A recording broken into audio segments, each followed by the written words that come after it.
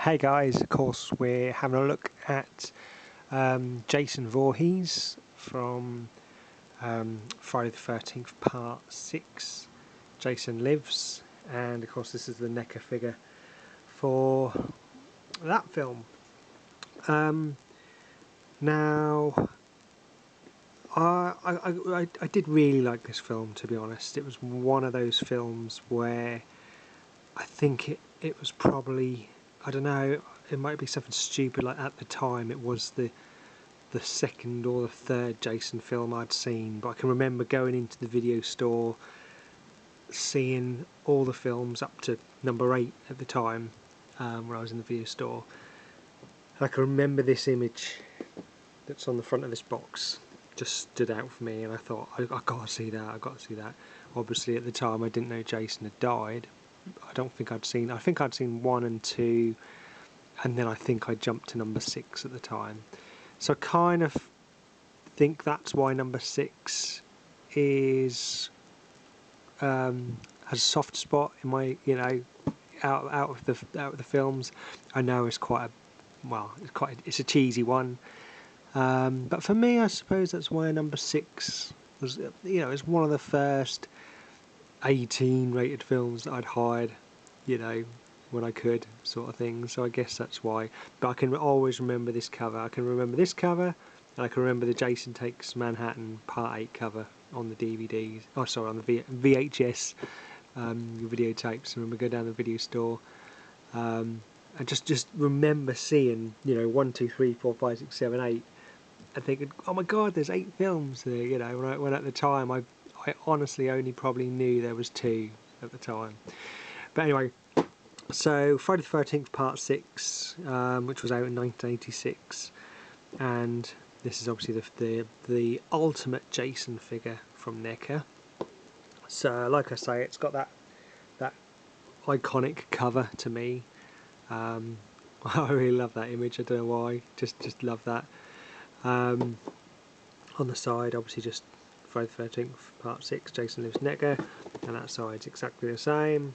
And on the top and on the bottom we've just got the gumph about who made it and everything, and on the back we have a few pictures of the figure in various poses, and obviously a little write up. So it says, as a child, Tommy Jarvis did what many others died trying to do. He killed Jason Voorhees, the mass murderer who terrorised the residents of Crystal Lake.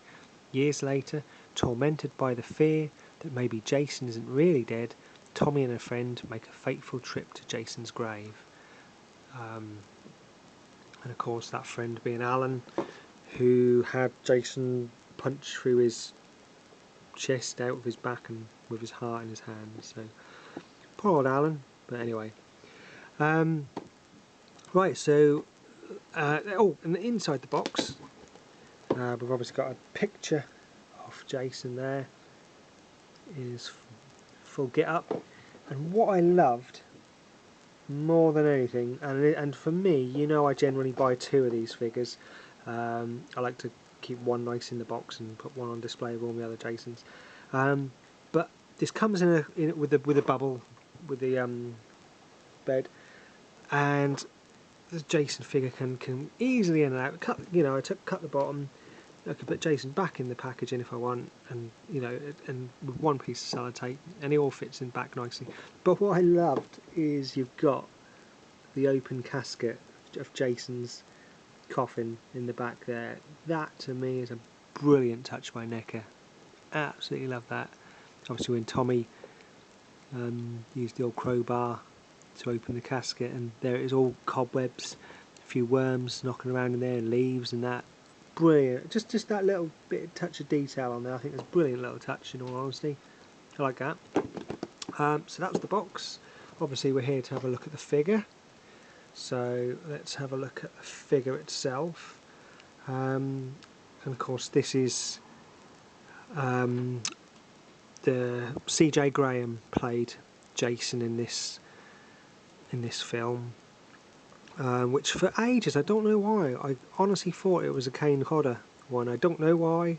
I think it's just because obviously there was that transition to zombie Jason, But for some reason, I always had in my head for quite a while that this was a Kane Hodder Jason, but no, it is a C.J. Graham, and it was actually also played by um, Dan Bradley, who was the stuntman playing Jason, and he did a few scenes. He did the old paintball scene, and then they wanted to replace him, so they got C.J. Graham in and replaced Dan Bradley, and obviously C.J. Graham basically gets the acknowledgement that he was Jason for part 6.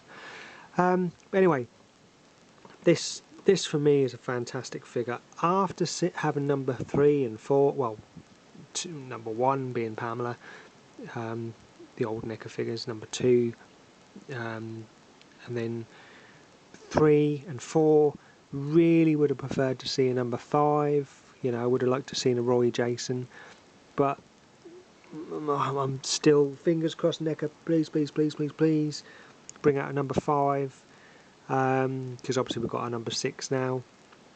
But yeah, I really would like to see a number 5 if possible, but I am absolutely made up with this Jason, in all honesty. Really, really, really fantastic figure. First of all, I haven't got any of his things in his hands, to be honest, but I'll show you how they all go together. My only moan, if I got a moan, is that he's a bit of a loose run. We've seen this obviously quite a bit with the Predators, but yep, Jason's swinging. He likes to have a little dance here, but in all honesty, it's not a case of he's fallen over straight away. So I'm not too bothered about that. But that's my only worry, and if that's my only worry, then you know, you get a double thumbs up from me, Neca. In terms of the articulation, we've got the foot on a ball joint. We have a rotation in the knee, obviously a kneecap going on there. Hip rotation there. We've got rotation in the waist, or an ab crunch, you've got a little bit going on there. Shoulder up and down, in and out. We've got rotation at the elbow, and obviously an elbow joint, a full rotation in the hand, and of course rotation in the head. Now, one thing I have noticed with the head is that as you bring the head up, it goes off to his right. And when you bring it down, it goes down to his left. I don't know if that's just my figure or that's because of the way the head is sculpted, but I can't if I'm bringing his head up, unless no, I can't really even do that with the mask. But if his head's up, he's sort of leaning his head to his right. And if I lower his head, yeah, I can get it straight there. And as I bring it down, his head's leaning more to his left. If I bring it up, it's going to his right. But that's probably something to do with the neck sculpt, to be honest. Again, I'm not really worried about that at all. And the detail in this is absolutely fantastic, absolutely brilliant. He's got his little utility belt going on here with all his little, I don't know what they are. They've got fly fishing things. Now that I'm quite confident that that's what he nicked off Bert, the guy who, when he had the machete hacking away at the trees and he had ripped off his arm with the machete in it. I'm sure that was Bert's as well. I'm sure Bert was wearing that as he was stomping through the woods, moaning about being shot in his paintball game. Sorry, Bert, the paintball guy. So he had the machete. Oh yeah, because, well, obviously it had been on his belt and everything, I guess.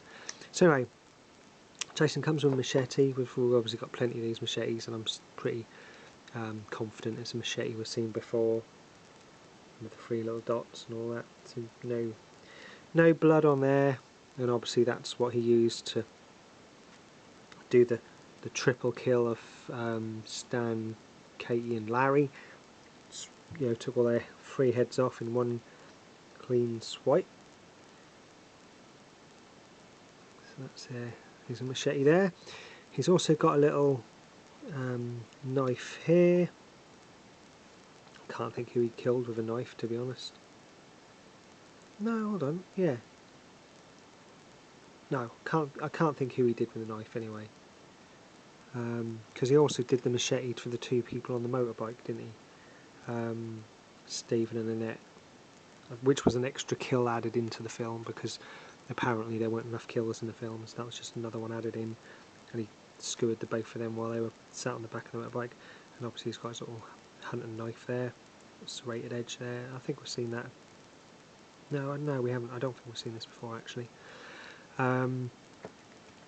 And he also comes with the railing pole, which is ripped off from the graveyard when obviously Tommy and Alan are digging Jason up. Not sure. No, I was thinking it's not the one he stabs them with that gets hit with lightning, because that was obviously a little one, and it was a bit more ornate at the top, to be honest. So I think this is just something that was ripped off the railings, and of course went through the windscreen of the car. That was with Darren and Elizabeth in the car. And I believe the woman in the car, Elizabeth, was the director's wife. The one who she was in the puddle with the old American Express.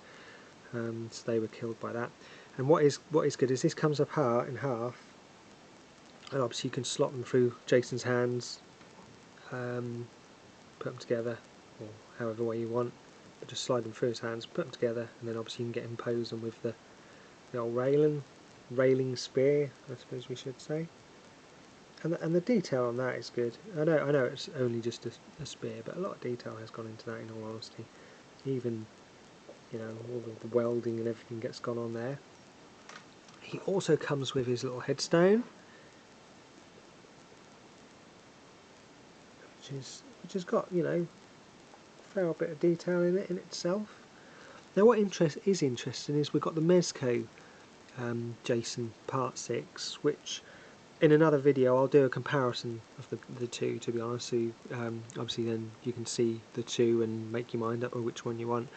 Obviously the Neca one is a lot more easier to get hold of than the Mezco one, in all honesty. But I'm not going to say anything at the moment. Obviously you can watch my video of the Part 6 Mezco, but I'll do, you know, and make your mind up from that. But you know, I will do a comparison and show the two together side by side in another video. But yeah, that's his tombstone. Happy with that. You know, that, you know, it does what it's supposed to do. And of course Jason comes with his iconic hockey mask.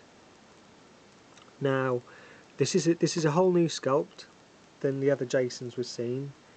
And of course the mask was a lot flatter as well. I don't know if you noticed that in the films, that the mask was a lot flatter. So it's, you know, a bit spread out a bit more, and he's got the crack in the mask there from the axe from, of course, Part 4. And also what is interesting is the eyes are filled in. Well, I don't think I like that. I think I do. It does look good on the figure, because obviously he's just got the blank expression there. But in all honesty, the figures that do show his eyes, I think I do like that a bit more, because, you know, there's quite a few close-ups in the Jason films of him, you know, seeing his eye in there and seeing there's someone actually in there. So I'm not too sure whether I like the eyes filled in or not. Well, sorry, I don't really like the eyes filled in on the mask. But all in all, it's a brilliant sculpt of the mask. Oops, sorry, I just dropped that. And it's obviously got little rivets on there. Obviously nothing exciting going on inside. Back there. Oh, one other thing he does come with also is an alternative right hand. That's obviously just to hold his machete in there. So you have an alternative. I'm not into pulling these hands off and that, and especially when you see it's a tiny little peg. This is the thing that's put me off swapping the hand, to be honest. It's a tiny little peg hole in there. I don't know if I can get that in the light. And the size of that little peg hole has made me decide that I'm not swapping his hand over, in all honesty. But Jason's face in itself is brilliant. Well, it's exactly, it's well, I say it's exactly, it's nigh on perfect of the face we see before he puts his mask on, in all honesty, with the lip all rotted away. You can see the damage still from the axe in his head there. I think that's absolutely brilliant. It's not one of the best looks of Jason, and of course it was a totally understandable direction that they went in, by him then being suddenly zombie Jason as opposed to alive Jason in you know, parts 2 and 3 and 4. I think I would have liked live Jason to have carried on a little bit more and then maybe introduced zombie Jason, because it did obviously all start getting a bit supernatural and silly. I know it was silly, you know, but it did start getting a little bit sillier once we went zombie Jason. But the sculpt in itself is brilliant. We've got the same trousers which we have from the other Jason figures, apart from this, the bottom half is obviously altered because we've got all the frayed bits around his bottom of his trousers there. The jacket, of course, is obviously a new sculpt. Well, I say it's a new sculpt. It is basically the same. Well, I say it is the same, but we now have the bullet holes in him. It is this, I'll show you it's the same as the Part 4 jacket, but of course the gloves completely different there, and again the bottom half, I believe, is probably different because of the slit, you know, because I don't know, it might be, I'm not sure. But again, we've got the browny rotten colour on his wrists there. But this is brilliant. He's got a little bit of blood on him as well. It's brilliant, absolutely brilliant. I cannot fault this one. I love the fact they've even added the little. They could have just stuck him in the jacket and that'd been done, you know, and got away with that. But I love the fact he's got the bullet holes in him on there. So I'm just going to bring in Jason Part 4, just to show you a size comparison. He's a little bit bigger, to be honest. Part 6 is a bit bigger than Part 4. You might be able to see in this that it is the same jacket, apart from obviously the bullet holes, and again it's the same top half of the trousers on there. But I guess by making this a new bit, they probably might have made him a little bit taller there, I don't know. Let's get this mask back on him. But, you know, I always thought that Part 6 Jason looked a little bit skinnier than normal. Well, I'll say skinnier than normal. A little bit skinnier, but I didn't realise, you know, obviously Neca know what they're doing. I didn't realise he was taller. CJ Graham was taller. So, that, my friends, is a look at Jason Voorhees from Friday the 13th Part 6, Jason Lives Neca figure. Of course, like I say, I'll do another video just comparing the two, sorry, the Mezco one and the Jason one, just so you can get an idea of the comparison there. But as always, thanks so much for watching, guys. You take care, and I'll catch you again soon in the next video. Thank you, bye bye.